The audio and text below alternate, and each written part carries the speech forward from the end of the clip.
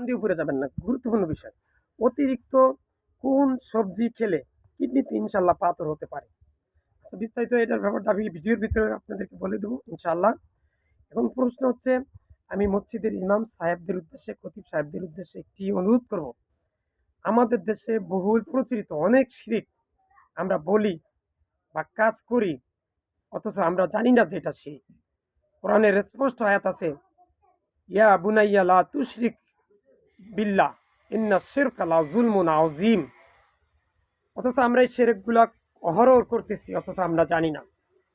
ইমাম সাহেবদের কাছে বিনীত অনুরোধ, যে যে শিরিকগুলো আছে প্রত্যেকটা দিন কম করে না হলে একটি শিরিক নিয়ে আলোচনা করুন, মুসল্লিদেরকে জানিয়ে দেন।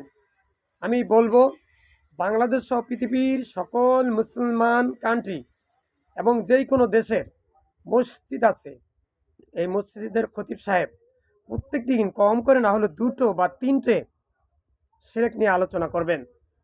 যেমন মাজার পূজা করা, মাজারে সেজদা দেওয়া, এটাও কিন্তু শিরক। আল্লাহর সাথে কাউকে অংশীদার মনে করা, এটাও কিন্তু শিরক। আমরা ভারণে বসি এবং জিন ভূত এগুলো আসে, হাজির নাজির হয়, গায়েব জানে, ওই লোকের দ্বারে 100 টাকা 200 টাকা দিয়া জিন হাজির করে, এই কথা বললে তার কাছে যাইয়া বৈঠক দেই এবং তাতে যদি বিশ্বাস করি যে জিন সব জানে এবং এই লোকেও সব কিছু জানতে পারে, এইভাবে এরকম বিশ্বাস করলে কিন্তু শিরক হয়ে যাবে। তাই আমরা আজ থেকে কোনো খনকার কবিরাজের কাছে এই যে তদবিরের উদ্দেশ্য করিয়া তাবিজ তুমার এগুলো কই তুমি এগুলো ব্যবহার করবো না, এটা এবং এটাকে বিশ্বাস করবো না যে ইয়া করলে কি হয়, সব কিছুর খবর উনি জানেন। এমনকি রাসুল সাল্লাহ আসলামও সব গায়েব জানেন, নাউজুবিল্লাহ এটা বলবেন না, কারণ কি আল্লাহ যেটা রাসুলকে জানিয়েছেন উনি তখনই সেটা বলেছেন।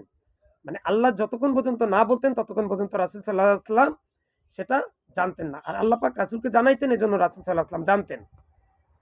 গায়েবে অনেক বিষয়ে আল্লাহ রাসুল বলতে পারতেন যখন আল্লাহ তাকে জানাইতেন। তাহলে ইমাম সাহেবদের গুরুত্বপূর্ণ বিষয়ে আপনি অবশ্যই প্রত্যেকদিন শিরক এবং বেদাত নিয়েও কিছু আলোচনা করবেন।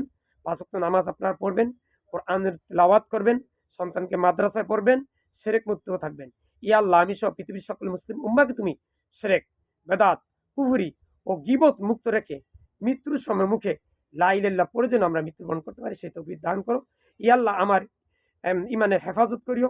ইয়া আল্লাহ, আমি সহ পৃথিবীর সকল মুসলমান উম্মা, এখন 2026 সাল চলে এবং কিয়ামত পর্যন্ত যত লোক মারা যাবে মুসলমান, প্রত্যেকটা মুসলমানের ইমানের হেফাজত তুমি করিও। মৃত্যুর সময় শয়তান যেন ওয়াসওয়াসা দিয়ে ইমানটারে নষ্ট না করতে পারে এবং কাউকে যেন বেঈমান না করতে পারে। আমি সব পৃথিবীর কোনো মুসলমান উম্মাকে কিয়ামত পর্যন্ত শয়তান যেন ইমান হারা বেঈমান করে মৃত্যুবরণ করাইতে না পারে আল্লাহর হুকুমে, আল্লাহর ইচ্ছায়, বরং সকলে যেন মৃত্যুর সময় মুখে এই শব্দটি বলতে পারে, লা ইলাহা ইল্লাল্লাহ, এবং গুনাহমুক্ত, কোনো শিরক থাকবে না, বেদাত থাকবে না, কুফরি থাকবে না, কবির গুনাহ থাকবে না, এবং জান্নাতি অধিবাসী করে আমি সহ পৃথিবীর সকল মুসলিম উম্মাকে তুমি আল্লাহ মৃত্যুদা দান করিও।